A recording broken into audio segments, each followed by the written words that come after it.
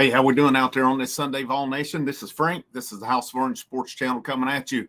Tennessee took care of business last night, 74-70 on the road at Texas. And I think anytime you can get a win, especially on the road in conference play, you take it, whether it's by 1 point, 4 points, or whatever. As we saw around the league yesterday, there were, the road teams, even the ones that, the ones who did get the wins yesterday. I mean, they were there was a little bit of a struggle on it. As I'm pulling up that scoreboard now for SEC play, I know Auburn yesterday beat South Carolina by 3 on the road. Alabama won by 6 on the road.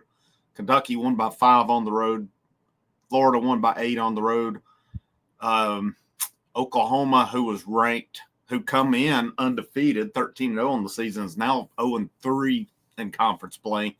Ole Miss won at home. Missouri won at home as well. So the road teams that did win, none of them won by more than 8 points. So it goes to show you just how tough it is to win on the road in the Southeastern Conference this year. And it's going to be that way every night that Tennessee plays. It really is. And, looking at Tennessee's game yesterday, I mean, it was one where I definitely don't think they played their best basketball, and there's a lot of things you can look at. But bottom line is they got the win. Now, I said it last night, and I still reiterate it today. And I think you could have went a couple different ways on this one. You could have probably given this to 3 guys, in my opinion. But I went with Dubar as my player of the game, 12.6 boards on the night. I just thought his shots were big. All of them. And Grant Ramey, VolQuest.com, had an article out, and they had some quotes on it, talked about the game Dubar had. And, this team has confidence. And Rick Barnes had stated when we scouted him in the portal, when Dubar was at Hofstra played at Duke, and Dubar went for 24 points at Duke. He went for like 7 out of 11 3-point range in that game. So at Hofstra, he averaged over 17 points a game. He was rated as the 5th most efficient player in college basketball last year. So they got a guy who, he's had personal issues, had things going on. He was in concussion protocol for, a game or two as well. He's going to have to be a big part for this team down the stretch. He only played 8 guys last night, and I think that's going to be the norm. As Dubar, that was his season high, was 17 minutes. Cade Phillips had 10 minutes. Everybody else was, Meshack had 20 minutes, Milicic 23, but you had Gainey, Okpara, Lanier, and Ziegler, who were all 29 minutes or more. And that's just the way – I've got something itching my nose here. That's just the way it's going to be with the minutes. Ziegler's going to play unless he's in like foul trouble or something. Ziegler's going to play most of the minutes. And you're not going to see Boswell much unless guys get in foul trouble or if it's a blowout, in my opinion. And they were able to get him some minutes against Florida the other night. But in these tighter games, I think it'll be a minimum. You won't see him very much moving forward. Of course, Phillips battling the shoulder injury. I think he'll get more minutes as he continues to get more healthy. He still had in his 10 minutes, he had 4 points. He had 4 rebounds. He did have the one. He should have had another. I don't know if it's something with his shoulder bothering him when he went up or what happened on that one, where normally he would have dunked it. So I got to think there is a possibility that it was something with the shoulder that caused that. But looking at Tennessee on the night, some numbers that they were 70% from the free throw line. I would like to say it a little higher. I'll take it. 43.5% from 3-point range. That's a pretty good night. Right at 45% field goals. Not bad on that. They did win both halves. They outscored Texas by 2 in each half. I said Dubar, player of the game. Okpara was big. He played 30 minutes, 7 points, 9 boards, 3 blocks. That's the Felix Okpara that we wanted to see right there. Controlling the middle, doing his thing down low. I thought he had a really good game. I think he's come out of the gate really good in SEC play.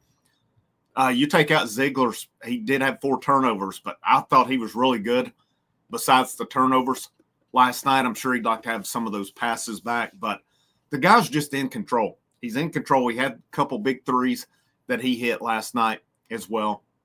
16 points, 8 rebounds for him. Again, I could have went with him, Akpara, or Dubar as player of the game, and I think any of them would be justified. Chaz Lanier had 10 points. I thought it was funny. Rick Barnes pulled him quickly in the second half, and Rick Barnes in the postgame made the comment. He said, we pulled him because he wasn't doing what he's paid to do. And it just goes to show you what day and age we're in, what the landscape is in college basketball. He's paid to shoot, basically, is what Barnes said, and he didn't shoot. They'd drawn up a play for him, according to Barnes, and Lanier, I guess he passed up the shot, so Barnes pulled him out of the game. He's had a couple games in a row, probably not to his liking, Lanier. And you think back to Dalton Connect last year. He had some of those games. There was a stretch where people started questioning him as well, and then all of a sudden, the dude was, a machine down the stretch. But in SEC play, you're going to have that. It's not feasible. Lanier's going to come out and score 25 to 30 points every night. He'll be just fine in here. Couple games where I think he, maybe sees the landscape a little bit of the conference. And, that is an adjustment coming from North Florida to the SEC. But Chaz has been great so far. I expect he'll get back on track. I mean, still, if a bad night for him, it's still double digits. And, fortunately, he had other guys that picked him up last night as well. And where there were times last year if Connect didn't have it, they picked him up at Kentucky. I do know that, but there were other games when he didn't have it. Guys, you just really didn't have anybody to pick him up. Last night, Dubar steps up. Ziegler, pretty good night.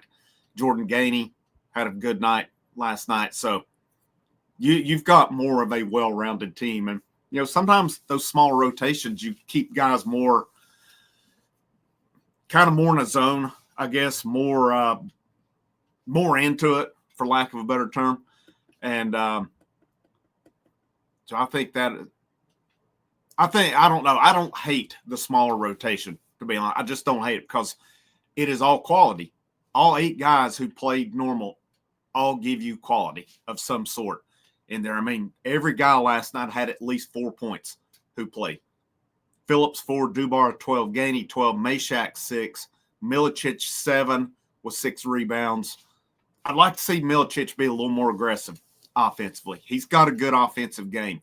Akpara 7 points, Lanier 10, Ziegler 16. Looking at the team stats last night, Tennessee did, let me find it here. They won the rebounding battle, which was big for them. They won the rebounding battle 41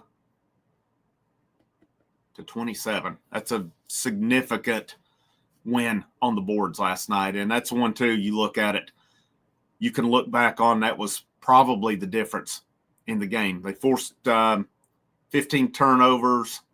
They only forced 5 turnovers last night. Tennessee had 15 turnovers. So that's a little uncharacteristic. Tennessee's normally better in the turnover category than that. So Texas was plus 10. And that you probably got to look back. That was probably what kept Texas in the game. Points in the paint, Tennessee had 28, Texas 16. Tennessee's second chance points, 17 to 10. Points off turnovers, Texas got 21, Tennessee 8. There's a big difference. Fast break points, Texas 14, Tennessee 5. So there's some of your differences in the game. And that's one of those as well. You look back on, and I would imagine Rick Barnes is going to he has some stuff to go off of. The lack of turnovers created the turnovers that they had as well. So some easy things for him that he'll be coaching. Probably today when they get back to Knoxville, if they have practice today. I'm not sure how that works, if they do that today or if they'll practice tomorrow. But upcoming schedule for Tennessee, they are Wednesday night, Georgia, 8 o'clock, SEC Network. That is at home. Next Saturday at Vanderbilt, 3:30, SEC Network. So that's what's coming up for this week. To me, Georgia's a pretty good team. They're 2-1 in conference right now. Let's see, their one loss. Let me pull that up here just a minute. I want to see.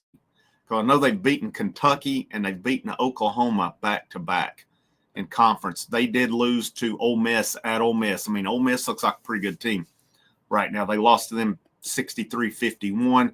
They beat Kentucky 82-69. They beat Oklahoma 72-62. So, again, I don't think you're going to get – you can't take a night off whether you're at home or on the road in this conference. You've got to bring it every night.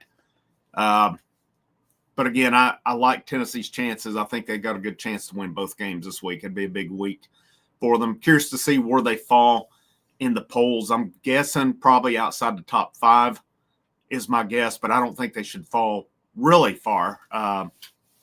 It's just a matter of how much that ugly win or ugly loss to Florida really is held against them, just as bad as it was along the way.